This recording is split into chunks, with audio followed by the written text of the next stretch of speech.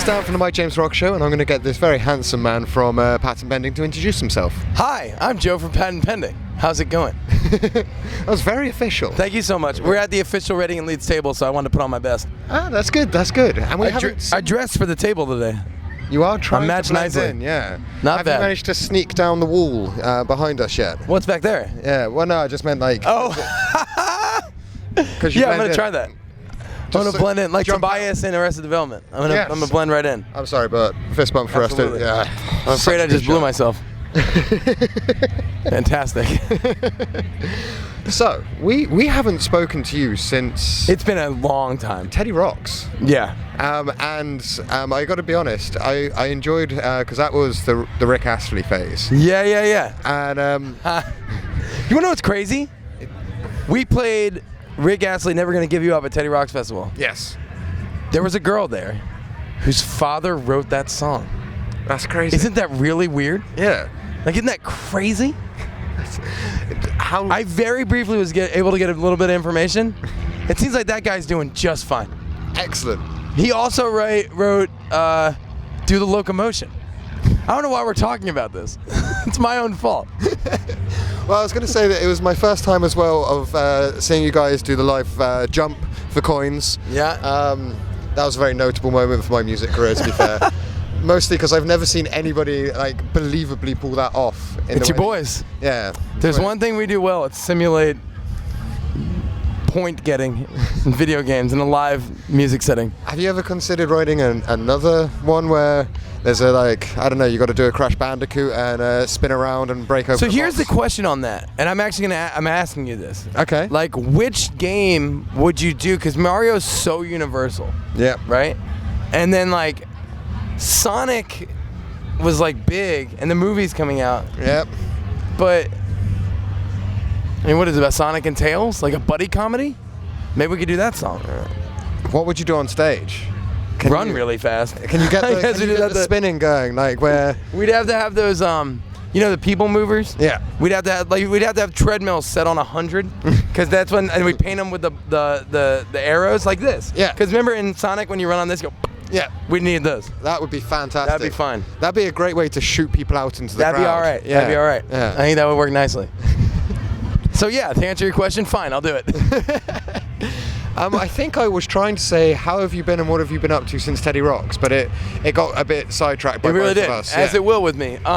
For personally, Yep. excellent. Never been better. Okay, awesome. My wife's awesome, and we had she gave birth to twins a year and a half ago. And were you expecting twins? Dude, so we knew we were having a baby. Like we were having sex with a purpose. We wanted to have a person, and we found out we were pregnant. Dope. And then we went into the thing, and I'm looking at like the sonogram thing, and it looked like there was a bone in the middle, and I was like, "There's no bones in the stomach," and I said that out loud like a moron, and the guy was like, "You know, it's two different stacks. There's two people in there, right?" And I was like, "What? What? No way! No way! Our life is a sitcom. Our life is a sitcom." That's exactly what I said. So we have two people that are the same age, and they're a year and a half, and they're size 4 clothing already. Okay. So they're massive. Is that combined when? They've literally changed the physical composition of my body because they're so heavy. Like you're holding them it's a lot. So that's where you get the guns from now. I'm not even kidding. It's changed the upper part of my body, like in a serious way. My wife too. It's nuts. They're huge. My mother can't babysit them because they're so big, So do they? and they climb? can't really do a lot of stuff yet. So they need to be held. Do they climb all over you? God, they just started. They run in different directions now, Oh, which really? we didn't see coming. We just didn't see it coming. And you know what you never see coming? Where they're gonna wind up when they circle back. It's crazy.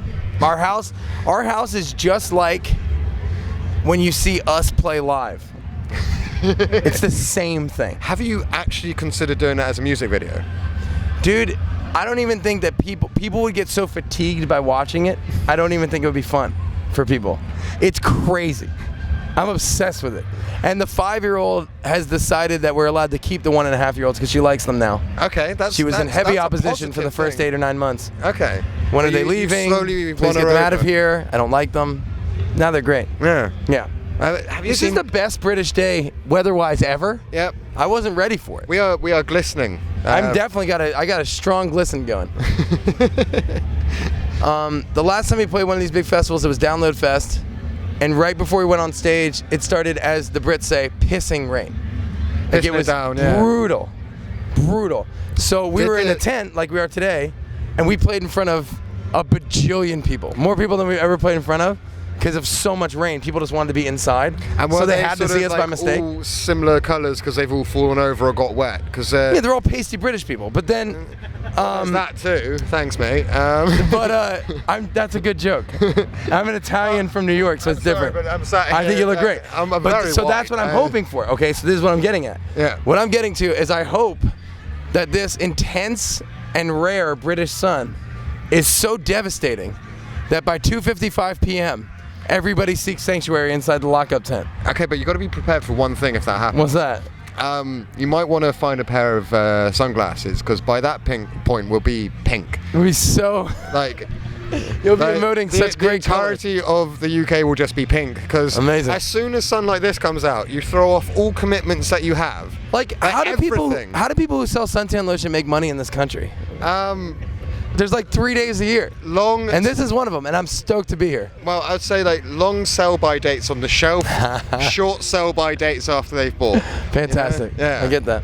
I And really plus, do. to be fair, we're so pasty that we do use an entire bottle in like It is actually, 3 it's hours. probably booming. You're right. I didn't Yeah. even think about that. Yeah. Everything balances out in the world. Yeah. This is why I wanted to do this interview. It's your boy. So I'm going to take from this that things are going well. Oh yeah, personally everything's going great. Professionally, give me a little bit band stuff, you know. professionally everything's going great as well. We Okay. released our first new like original music in 3.5 years a week ago, 2 weeks ago. And I'm guessing that's given you a taster of what the response is like. It's been tremendous. Like almost like to the point where it feels like my parents paid people to be this kind. Does that make sense? The song's called Punk Rock Songs, and it's a very painfully autobiographical story of the band Patent Pending.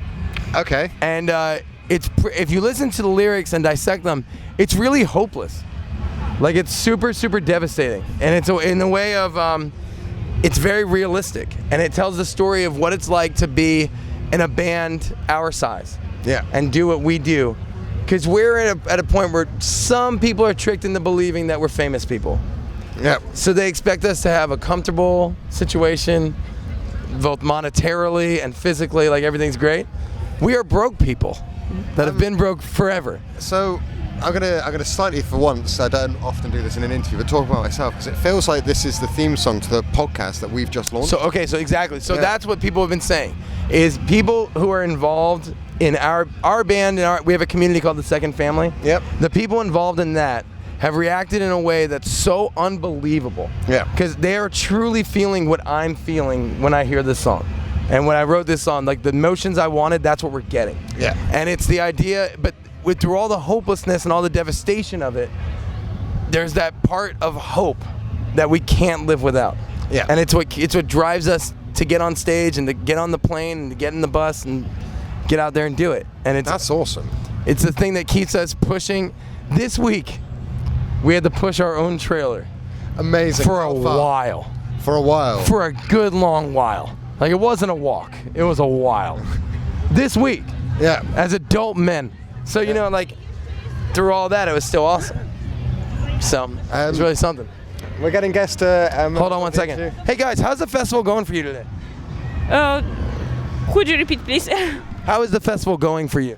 It's sunny. Yeah, I think the party's getting started, so it's gonna be probably. What do you think is going to be the most compelling part of the day?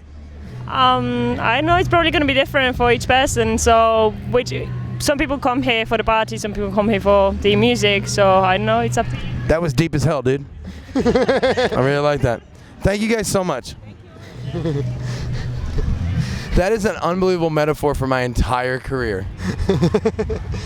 Like, just good people also picking up trash in the back of an interview. It's a metaphor for my entire life. It was very nice to meet you. Oh, this is mine. Thank you. So perfect. Like, just such a great moment. Hey, Ed Sellers, come on over here. Our booking agent's here. We're going to interview him, too. Okay. It's going to be great. Bring it in. It's going to be fantastic. So, yeah, the Punk Rock Song's out now. I hope you guys listen to it, and I hope you like it. Yeah, no, well, like I say, so we've got a podcast that we're probably going to try and get you on when you've got a little bit more time. Let's do with it. us. Yeah, let's do it. I can Skype in. Come sit down. Ed Sellers, sir. come here. Guys, this is Ed Sellers. He's booking agent to the stars. How you doing, buddy? Good. How are you? He's Excellent. one of You the just people said that makes it happen. he really is. Yeah. Yeah. Earlier this week, we played a show in Glasgow, and the crowd was chaos, like pure, absolute. It was dangerous. Yeah. Like it was a dangerous show, and they wanted to send Ed a message. Ed, what was the message? They told me, do not book these guys on a Monday in Glasgow ever again. Just the weekend. They don't want to come out on a Monday night. So I missed the call because I was in bed with, I was going to say the kids, but my kids. Yeah. Very important. It's his kid. Missed the FaceTime call. He texted me a video. I looked at it the next morning, and it's the crowd yelling at me. They were pissed. And then I was glad that I'd missed the FaceTime call because I didn't want that to happen in person. I'm laying in bed getting yelled at. It was some angry Scottish shit. They were pissed, dude. They were saying motherfucker. See, Ed, are you going to the set? We're on your schedule? We got the gig, guys. Do you want to know how we got on this festival? Bring on. Tell me. So we were Bowling for Soup this December in Leeds, Nice. and we played the show. And Jarrett from Bowling for Soup and I like to fuck with people, as you may have not figured out by now. And Just a tiny bit. I've been trying to get on Reading and Leeds Fest since I was a little kid, because when I was way too young, I snuck behind the couch when my sister was allowed to watch MTV. She's older than me. Yeah. I wasn't allowed to watch it because I was a child. I was a little kid. And I snuck behind the couch and I saw a band called Rage Against the Machine playing a thing called Reading and Leeds Festival. And I've been obsessed with the idea ever since. A very famous festival. You were there? The guy That's behind amazing. the camera was there. You don't look like you're old enough to have been there, because I was a baby. I was a kid, and that was the first time I'd ever heard of the festival. The festival's very famous in our country. This Yeah, is festival, it? so it's Well- it's a point of great prestige that we get to be here.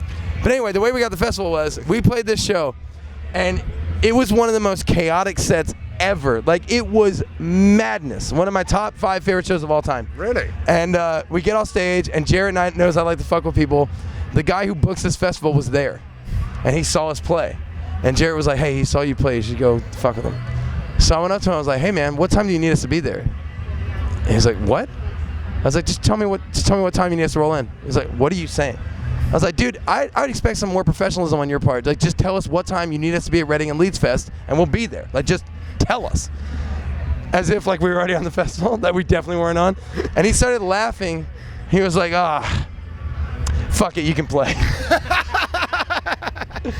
So that's how a band who hasn't released, at the time, new music in 3 years gets on Reading and Leeds Fest. I'm sorry, but It's who we are, guys. It's who we are. That is just actually stunning work. It's real life. It is. Patent pending. The band who, why not?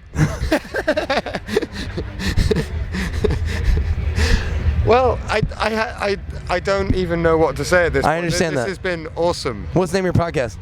Real Life Rockstars podcast. Is it? Yeah, and literally what we do is talk about how to survive in the industry. Oh, And- dude, you should listen to that song. It's called Punk Rock Songs. Listen to it. Enjoy it. It was on your show last weekend? Yeah. So he doesn't listen to your show either.